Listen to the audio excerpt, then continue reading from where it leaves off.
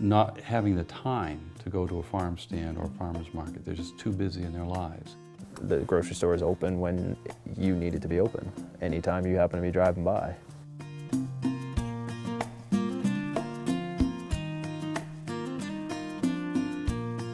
I log into my computer and order what I need for the next 2 weeks.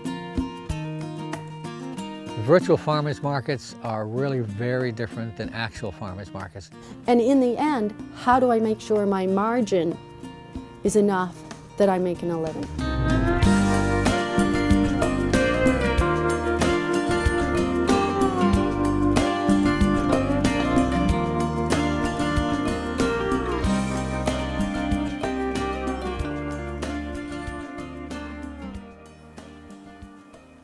I knew right after I graduated that I wanted to do something land-based.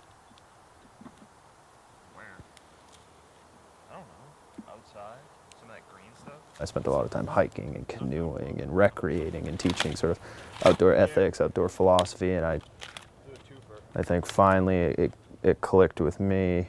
I'm outside, I'm protecting the environment, I'm aware of my footsteps. However, I'm still on the surface.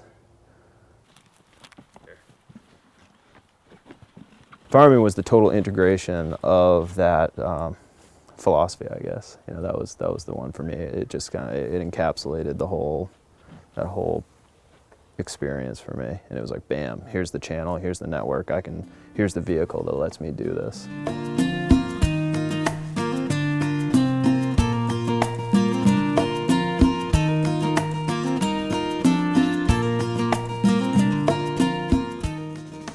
Because you love being out in the fresh air every day, because you love growing food for people, because you love that you're doing something for society on a broader scale than anybody else. Because what does everybody need? Food and water.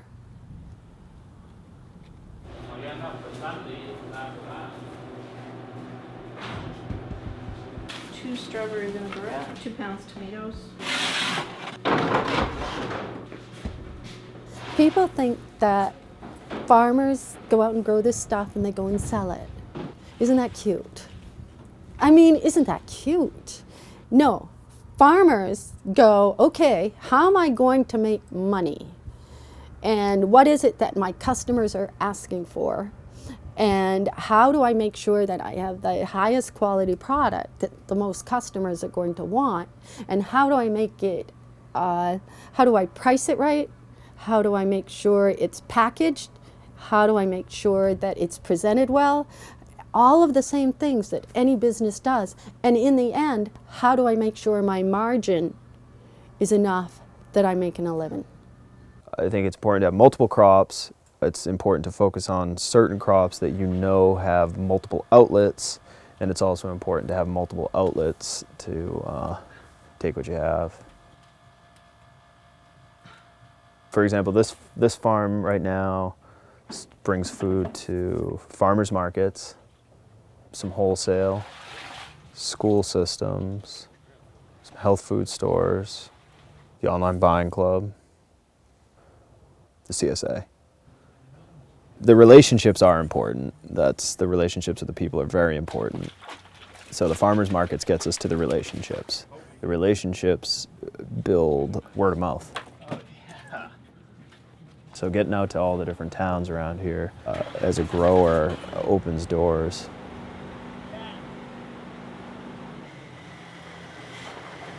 People still need convenience because it's busy. It's a busy world. And sometimes it's a pain in the neck to shop at a farmer's market. It's just inconvenient. The grocery store is open when you need it to be open, anytime you happen to be driving by. We did the consumer focus group up in Bangor back in 2007, and the folks told us at that time, buy local is what was really important. But they were having trouble accessing it, knowing where to get local, and then accessing it. So we went around, started doing some informational interviews with young mothers with children and others. What we were finding out from them was that they were not having the time to go to a farm stand or a farmer's market. They're just too busy in their lives. And when we said, what if you go online and order your food, pay for it by a credit card, and then pick it up at a school or some local place where you're at, or even at your place of business? And they said, yeah, we'd love to do that. So that's what got us thinking about doing this.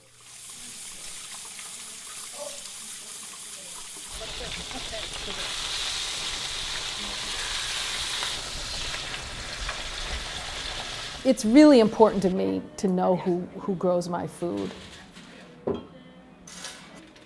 Because I know them, I trust them, and I know that there isn't anything going into my food that I wouldn't want there. And if they tell me it's not there, I trust that it's not there. And I think it's really important to know where what you're putting into your body comes from. Last fall, I believe, an organization called FarmFreshforME or FarmFresh for Maine put together a local foods buying club that was on the internet. Over the last year, it has expanded so that I can now get almost everything I need. Flour and oil and milk and yogurt and fruits and vegetables and meat. Every 2 weeks, I log into my computer and order what I need for the next 2 weeks. I go pick it up on a Thursday afternoon. It's all been delivered and sorted and tallied. I write a check to the co-op and I'm on my way. It's really makes it really easy to remain in the local loop and not have to go to multiple farmers markets and people's farms, and really very easy. So I'm just going to close the curtains really quickly. The buying club. I just wanted to call and see if the whole chickens may have gone with Nancy or no. I don't look at that. That's amazing. No, that's 3 butter cups. I changed the price. I reduced it because they weren't as big as the $5. Oh, okay. I have a deadline for the farmers to contact me with what product changes they have, if there's anything new available, or if they're out of anything. Put everything into an Excel spreadsheet and upload it and open an order window. I mean, it's simple, it's easy, it's straightforward. And then I just close the order and compile everything and contact the farmers. Usually I call them and email them. They have 3 days to get their product organized, and then they come drop it off on the pickup Thursday morning, and with volunteers and students distribute the order and get it all organized for pickup that afternoon.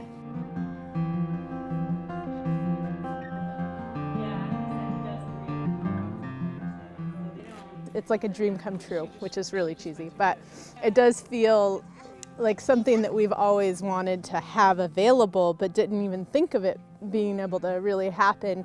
Just all the farmers being sort of part of this group where it all comes together and you just have to go get it. It's just perfect. It's a really nice concept, and it also feels like you're getting to interact with the other customers. You go to pick up once a week. I just envision, I hope that I'm right, but I hope it turns into just such a huge community participation that families can be involved and kids can grow up knowing they're farmers.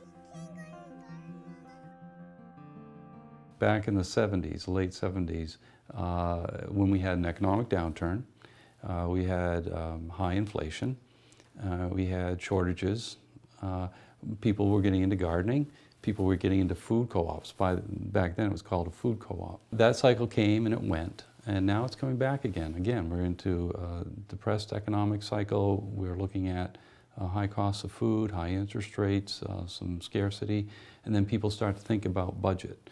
And buying clubs are a natural way for people to group together to buy things cheaper than they could if they were doing it on their own. And that's what we're trying to support. You see it in the cycle, so you say, okay, government, what do people need? They need education, they need some kind of support to get it off the ground.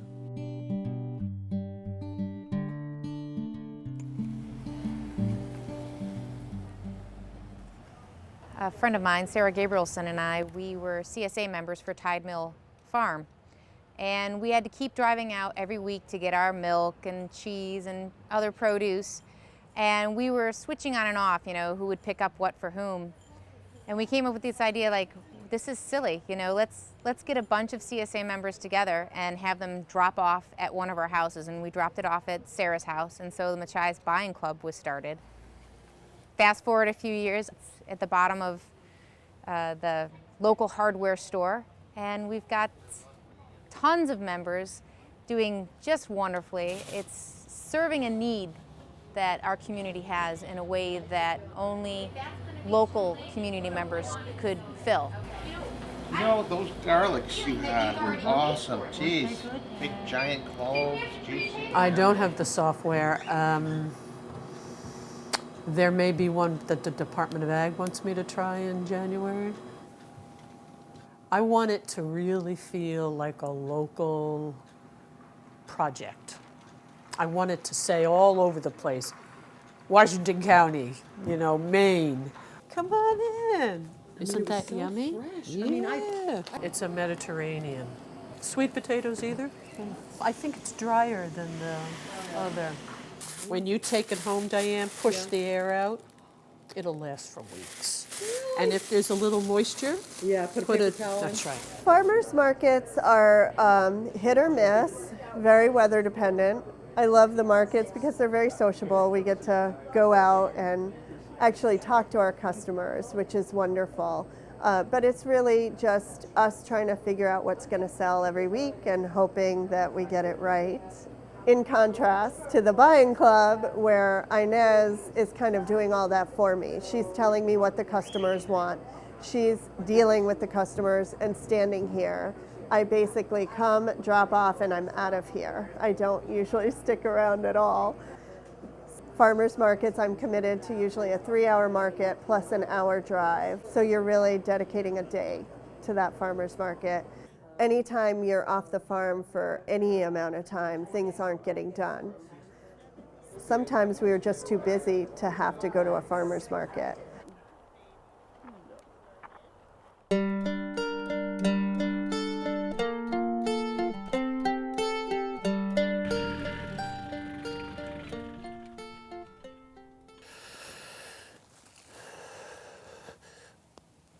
Yeah, it's one of the things you can put on your webpage is horseradish recipes.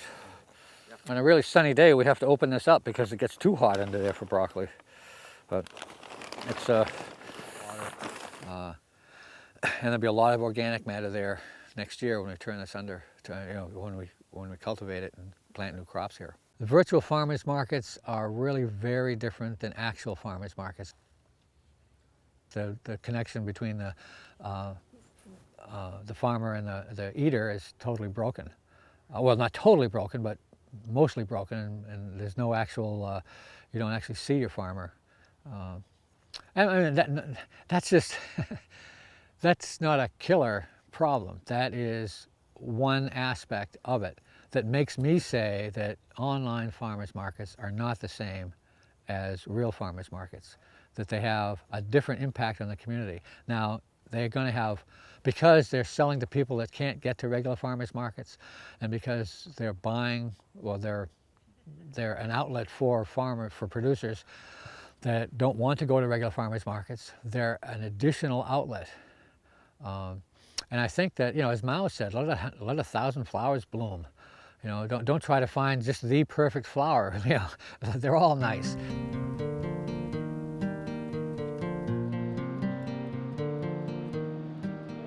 There's different models, and our model is a little bit different than a buying club. When I think about online, it's how do we reach the greatest number of people and draw from the greatest number of farms. So it's right matching. Then I need to have something that gets me to a lot of people. And the best way to do it is online. Well, thanks an awful lot. Is the online market the panacea? No. It's the next step in reaching the next consumer who doesn't have the time or the inclination to go to the farm stand, or the farm stand is closed for the winter and they still want products from that farm and they still want to do their part to support the farms. So it's not the answer, but it's a critical piece in grasping more of the market.